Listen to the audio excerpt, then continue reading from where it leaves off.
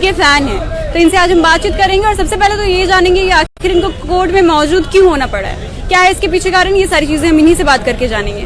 पहले आप यही बता दें कि आप कोर्ट में आपको क्यों बुलाया गया है। सबसे पहले थोड़ा सा क्षमा चाहेंगे कि आपको इतना दूर तक आना पड़ा, हमारी वजह से आपको कष्ट सहना पड़ा, इसलिए अपनी ओर से हम क्षमा चाहेंगे। कोर्ट आने का आज मकसद है कि 2015 का एक केस है, उसी में आज हमारा डेट है और उसी में हाजिरी लगाने आए हैं।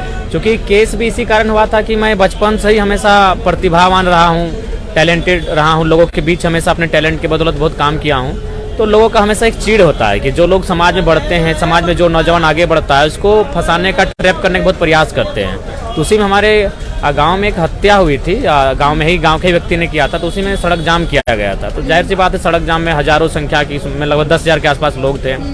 तो उसी में किसी ने कहा कि लड़का बहुत तेज है, आगे बढ़ रहा है, तो इसका नाम डाल दिया जाए। तो साजिश के तहत मेरा नाम 2 केस में 2015 में डाला गया था। तो उसी में आज एक 2023 से 8 साल बीत चुके हैं, उसी के डेट के सिलसिले में आए हैं। ये सारे इल्जाम आप पे कौन लगाए हैं? देखिए, जो लोग ये चाहते हैं कि समाज में उनका आधिपत्य रहे, वे गलत को गलत कहें, लोग मान ले, मैंने वो जैसा चाहे समाज को चला सके, ऐसे लोगों का दबदबा रहे समाज में। और हम लोग शुरू से रहे क्रांति स्वभाव के, अन्याय का विरोध किए हैं, जो गलत है उसका विरोध किए हैं। तो ऐसे ही लोग हैं जो नहीं चाहें कि हम लोग आगे बढ़ें। कोर्ट में अभी आपका केस का क्या स्टेटस चल रहा है? मुझे लगता है अब समाप्ति की ओर है, 8 साल हो चुके हैं। और ऐसे भी जो समूह का केस होता है उसमें क्या कोई अपना व्यक्तिगत केस मेरा नहीं है, मैंने किसी का निजी हनन नहीं किया है, न मेरा कोई निजी अपराध है। केस हुआ था, उसमें हजारों की संख्या में लोग का नाम दर्ज किया गया था, मेरा भी नाम किसी ने सजेस्ट किया कि ये भी लड़का आगे बढ़ रहा है, नाम को दर्ज किया जाए। इसके अलावा भी कुछ और केसेस आप पे चल रहे हैं क्या? हाँ, आज जस्ट देख रहे हैं कि 2 केस और न मैंने पड़े हैं कोई कोल कंपनी के माध्यम से। तो जाहिर सी बात है, आज के डेट में ईस्ट इंडिया कंपनी का शासन आज भी भारत देश में है। अगर आज आप आवाज उठाते हैं तो जिस प्रकार ईस्ट इंडिया कंपनी आवाज को दबाने के लिए, जो क्रांतिकारी थे भारतवर्ष के, उनको दबाने के लिए केस मुकदमा, उन पर FIR झूठा किया जाता था, वही आज भी चल रहा है। हम लोग लगातार शोषितों की आवाज उठा रहे हैं। MPL देखिए, एक ऐतिहासिक मामला रहा। MPL अगर आप कभी भी निरसा जाइएगा, जो MPL है वहाँ सुनने में आया है कि 15 से 20 मिनट तक आंदोलन खत्म हो जाता था, या फिर 10-15 हज़ार में मुआवजा लेकर आंदोलन खत्म हो जाता था।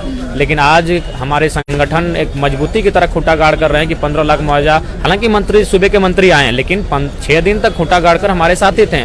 और निरसा MPL के इतिहास में भी पहली बार हुआ कि वहाँ चारों तरफ से बंद किया गया था कंपनी को। तो कहीं ना कहीं ये चीज़ें लोगों को खल रही है। जो पॉलिटिशियन है कि एक साधारण सा लड़का, कल तक कोई जानता नहीं था और इतना बड़ा बड़ा रिजल्ट ले आ रहा है, हिस्टोरिकल रिजल्ट लेके आ रहा है। निरसा में आज तक ऐसा कभी नहीं हुआ था, वेदांता में भी हम लोग जो किया आज तक कभी नहीं हुआ था।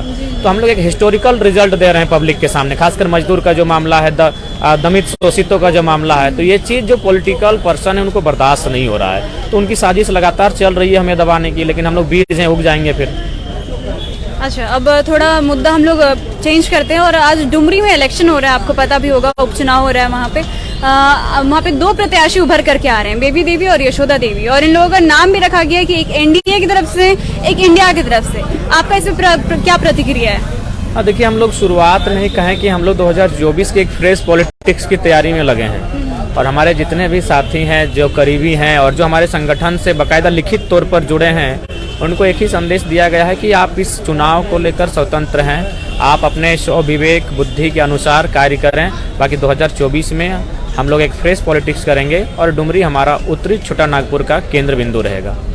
लेकिन आज जो डुमरी में चुनाव हो रहा है उसमें आपका कह सकते हैं समर्थन, या फिर अगर आप होते तो आप किसे वोट देते, ऐसे कह सकते हैं हम लोग? देखिए, अगर हम होते तो कह सकते थे, लेकिन चूंकि हम है नहीं, तो डुमरी, ऊपर से डुमरी कभी हम चुनाव के दरमियान पांव तक नहीं रखे हैं। तो डुमरी की जो स्थिति फिलहाल है, क्या चल रही है, उसके बारे में मुझे जानकारी तक नहीं है। और मैंने भी सोचा कि डुमरी चुनाव से खुद को फिलहाल दूर ही रखा जाए और हम लोग 2024 से उसके लिए फोकस करें। जैसे कल ही हम लोग का रामगढ़ में 2 जगह प्रखंड विस्तार हुआ, आज हमारा चंदन क्यारी में है, चास में है। तो इस तरह कुल मिलाकर हम लोग अपनी शक्ति का प्रयोग पूरे राज्य में कर रहे हैं, ताकि हम लोग पूरे राज्य स्तरीय बदलाव कर सके, ना कि एक विधानसभा के लिए।